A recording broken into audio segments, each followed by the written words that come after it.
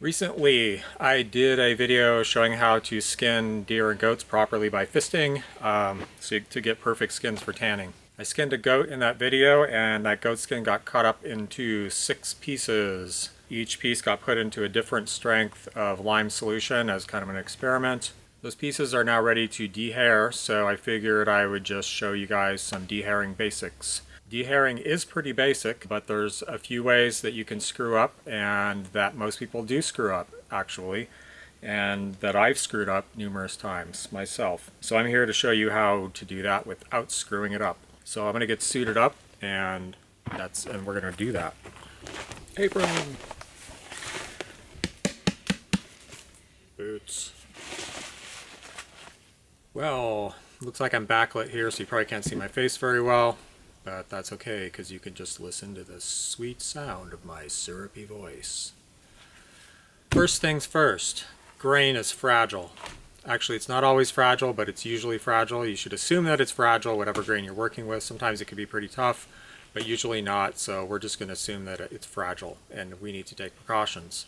Those precautions are having a smooth beam surface, putting down padding, using a dull tool, using the tool at the proper angle, and there's one more, and I'm going to think of it in a minute. And just being gentle. First thing I'm going to do here is I'm going to dull and smooth the edge of this scraping tool.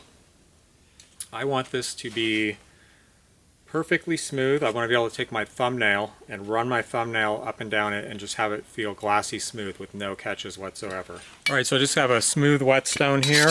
Use this in every way you wouldn't want to use it to sharpen a tool. I'm just trying to polish down this edge. It should be so dull that there's no chance it could cut me. And again, I'm going to take my thumbnail. There's still some rough spots there.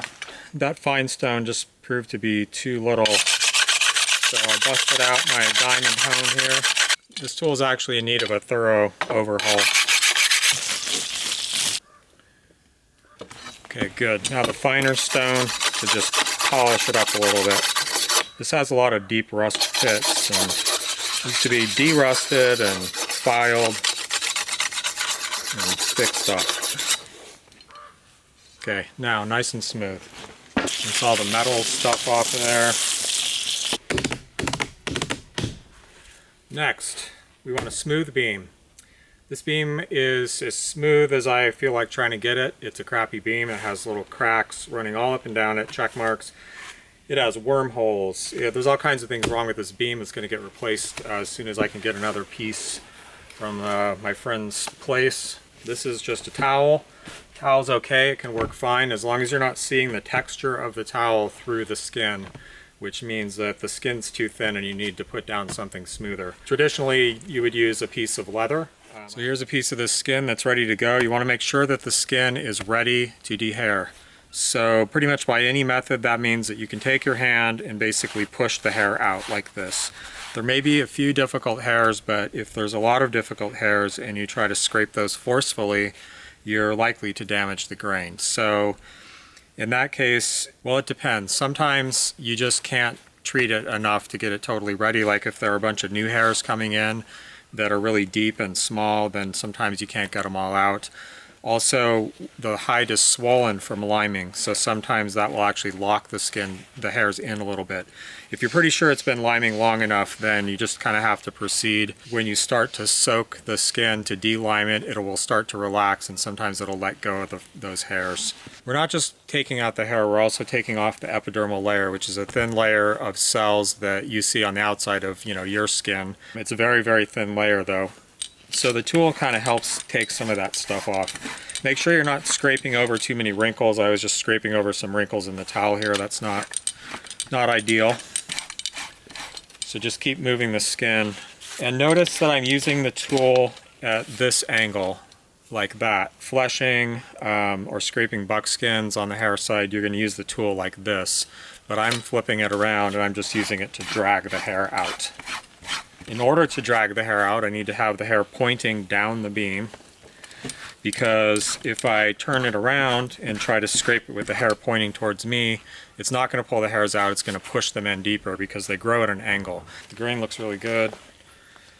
If there's a place on the skin where you can't go with the hair pointing down the beam, then try to go at least across the hair instead of directly against it. So as you can see, this isn't very much work. If the skin is prepared right, this stuff's going to come out very easy. It's one of the easiest jobs in tanning. Now, this has a bunch of flesh on it still, or sorry, fat, so I'm just going to take a little of that off while I'm at it. But not too much, because I'm going to go over this side again numerous times later on. And that's again another story for another video. If the hair's not coming out, or you see a lot of little hairs that resist the scraper, again, you may need to lime it or treat it in wood ash or whatever you're doing longer. Or you may just need to start deliming it so that it relaxes enough to let go of those hairs. It's kind of hard to know which. That ends up just being a matter of experience. I can't really transmit that information to you now. So what's going to happen with this skin now? Well, obviously I have 5 more of these to do, but then they're going to go into fresh water. The fresh water will get changed at least once a day, preferably several times a day. Ideally that water will be cold.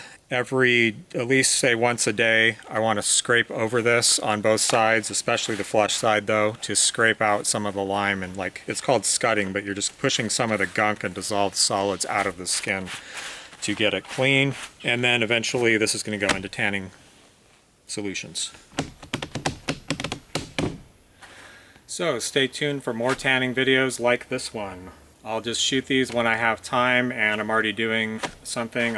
In a way, I never have time, because, you know, if I wasn't shooting this video and moving the camera around and doing multiple takes and all that, I would already be done with all these pieces of skin, and they would have been rinsed a couple times, and I'd be stacking my firewood, which I need to do. But this is what I want to do.